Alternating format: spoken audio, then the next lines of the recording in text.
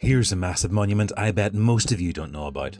Situated on a hillside overlooking the bay at Portballintrae on the North Antrim coast, located roughly halfway between the better-known Dunluce Castle and the Giant's Causeway, is the mysterious earthworks of Lissanduff, also known as the Cups and Saucers. Now, even though this sits just off the main car park in the village, this is a site neglected by tourists, easily missed, and yet its shape and scale is something to be experienced. During the 1990s, a planning battle was waged with developers wanting to rework the land, building on earlier encroachments to the site, dismissing the earthworks as mere ring forts, claiming they were among the most common structures on the island. But it's clear that there's something else at play with Lissanduff, and even with the remnants of 19th century building on the edge of the site, they have a scale and shape quite unlike any other ring forts I can think of. Thought to date to the Bronze Age, so approximately 3,000 to 4,000 years old, the monument is made of two interconnected earthworks.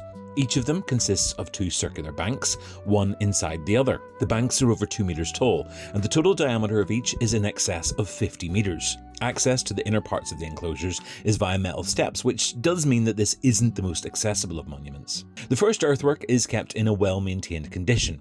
It's incomplete because of the earlier house building, which at one point utilised the inner earthwork as a garden, but this allows for a better sense of the structure, and on my visits we noticed a few people out for a stroll with their dogs here, so watch your feet.